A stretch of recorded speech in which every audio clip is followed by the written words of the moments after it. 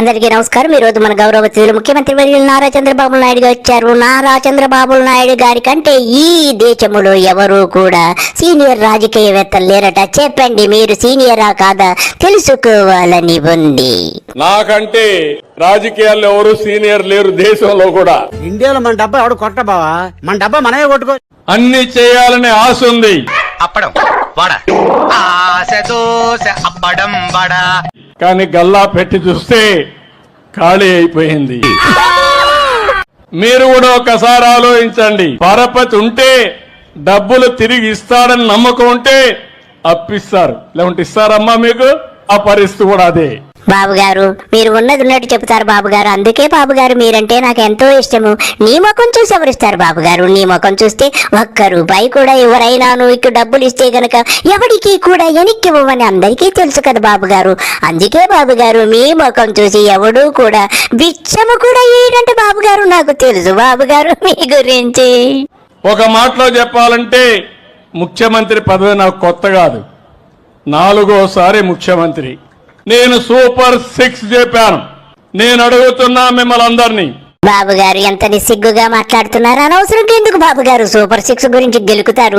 మహిళలు ఎంతో ఆగ్రహంతో ఉన్నారు. ఇకపోతే తమరి వయస్సు, తమరి ఆయుష్ కూడా 200 సంవత్సరాలని తెలిసింది. పాపి చిరాయి అంటారు కదా, మీ ఆయుష్ ఎంతో కొంచెం చెప్పండి సార్.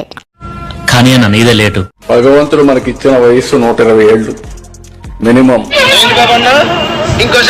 భగవంతుడు మనకిచ్చిన వయస్సు 120 ఏళ్ళు మినిమం. నేను ఒక ఆరోగ్యం కోసం ఒక బెస్ట్ బిల్ గేట్ ఫౌండేషన్ తో వర్కౌట్ చేస్తున్నా. బాబు గారు, భగవంతుడు నీకు 200 సంవత్సరాల ఆయుష్ ఇచ్చుండొచ్చు, ఎందుకంటే పాపి చిరావు కదా. ఇకపోతే ఆరోగ్యశ్రీకే దిక్కు లేదంటే బిల్ గేట్స్ తో మంతనాలు జరిపి ఆయుష్ పెంచేస్తావు. నీ ముఖమోసారి అద్దంలో చూసుకో. 3 నెలల క్రితం ఏం జరిగిందో ఒక్కసారి విను. ఎన్టీఆర్ వైద్య సేవలు 3 రోజులుగా నిలిపేశాయి స్పెషాలిటీ ఆసుపత్రులు. 2700 కోట్ల బకాయిలు చెల్లించాలని డిమాండ్ చేస్తున్నాయి.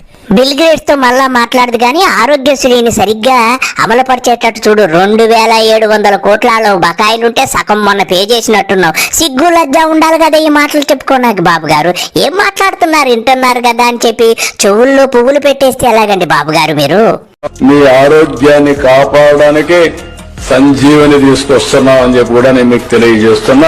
కొడితే పళ్ళు రాలిపోతాయి, ఖాళీగా ఉంటే ఉడతలు పట్టుకోక. సంజీవని తీసుకొస్తున్నాం అని చెప్పి కూడా నేను మీకు తెలియజేస్తున్నా. తొందరలో బాబు గారు ఓవరాక్షన్ ఆపేయండి.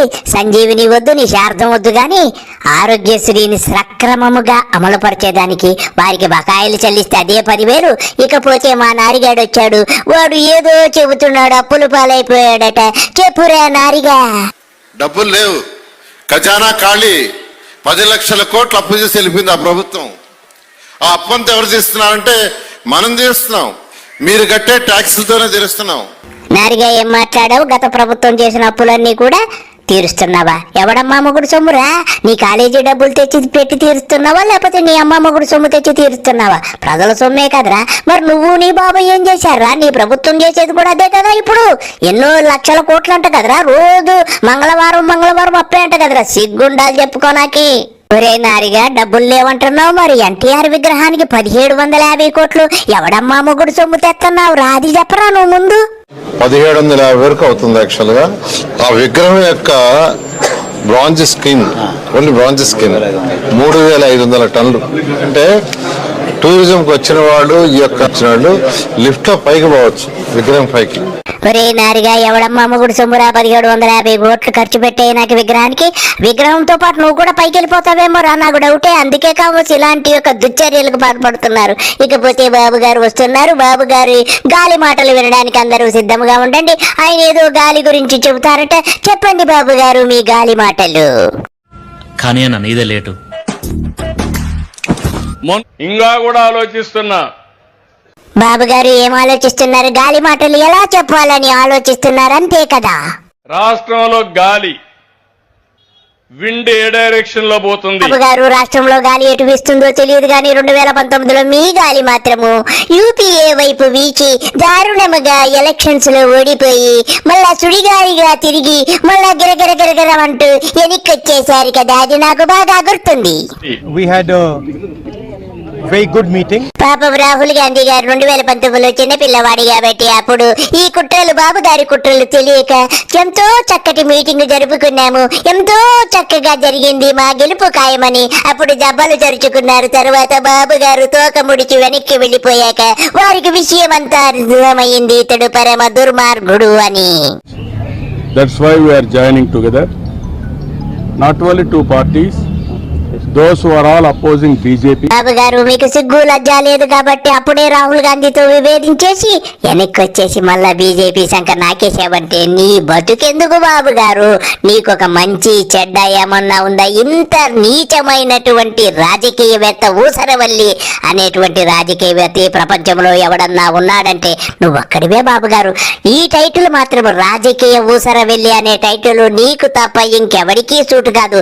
ఏ టైములో ఏ పార్టీతో అంటగాగుతావో నీకు అధికారమే ముఖ్యం గాని నీకు సిగ్గు లజ్జ మానము అభిమానము ఒక సంస్కారము లేనటువంటి నీచమైన రాజకీయాలు చేయడము నీది ఒక బ్రతుకా? ఆ విండ్ క్వాలిటీ ఏంటి? నీ బొందరా, నీ బొంద. అందులో తెగులు ఏమేమి ఉన్నాయి? బాబు గారు తెగులు ఎక్కడో ఉండదు, నువ్వెక్కడ చేరితే అక్కడ తెగులు. నువ్వు యూపీఏలో చేరావు 2019లో, తెగులు వచ్చేసింది, వారు అటర్ ఫ్లాప్ అయిపోయారు, అధోగతి పాలైపోయింది Congress party. Main message Hindustan के लिए, युवाओं के लिए main message for you to speak openly, but I am very happy that many of you are becoming very brave. Thank you. అది ఎంత దూరం ప్రయాణం చేస్తుంది? నీ గురించి సరిగ్గా తెలియకప్పుడు రాహుల్ గాంధీ నిన్ను దగ్గరికి చేర్చుకున్నాడు. నువ్వెంత మోసగాడో తెలిసాక నిన్ను జీవితంలో ఎప్పుడూ కూడా దరిదాపుల్లోకి రానివ్వడని క్లియర్ కట్ గా తెలుసుకున్నాడు బాబు గారు. You are asking all questions. Congress party, as it is, if you see, main principal opposition party, we are all there. We will sit together, we will check out a program, our organization, everything we will check out. Any common Why you are asking all? Sir, any common candidate for the 2019 for the focusing? No, what I am saying, no, hear me, I say, hear me, see. Friends చూశారు కదా, ఇతను నైజము ఎప్పుడు ఏ పార్టీతో అంటకాగుతాడో తెలియదు. ఇంత దుర్మార్గమైనటువంటి రాజకీయ నాయకుడు ఈ ప్రపంచంలో ఎవడో ఉండడం తెలుస్తుంది. ఏ పంట మీదకి వెళ్తాడో, ఈ చీడపురుగు ఏ పంట మీద వాలుతుందో తెలియదు. తరువాత వెళ్లి మోడీ పంట మీద వాలాడు, మోడీతో మళ్ళా విభేదించాడు. ఏ పంట మీదకి వస్తుంది, ఏ పంటను ఇంపాక్ట్ చేస్తుంది? తర్వాత విభేదించావు, నీ పంట పండలేదని మళ్ళా ఏం చేసావు? మోడీ పంటను చేరావు, మోడీ పంట మీద వాళ్ళ కాళ్ళు ముక్క వాలింగనం చేసుకున్నావు, ముద్దులు ఇచ్చుకున్నారు, చేతులు పిసుక్కున్నారు. ముగ్గురు కలిసి కూటమి స్థాపించి ప్రజలను మోసం చేస్తున్నారు. అది కూడా అనలైజ్ చేస్తున్నా. అది వస్తే మీకు ఏ బాధ లేదు. బాబు గారు ఇంతకాలము గాలి మీద చేసినటువంటి రీసెర్చ్ ఇక చాలు, ప్రజలను మోసం చేయడం ఆపేయండి. ఇకపోతే తమరు డ్రోన్స్ మీద కూడా రీసెర్చ్ చేస్తున్నారని తెలిసింది.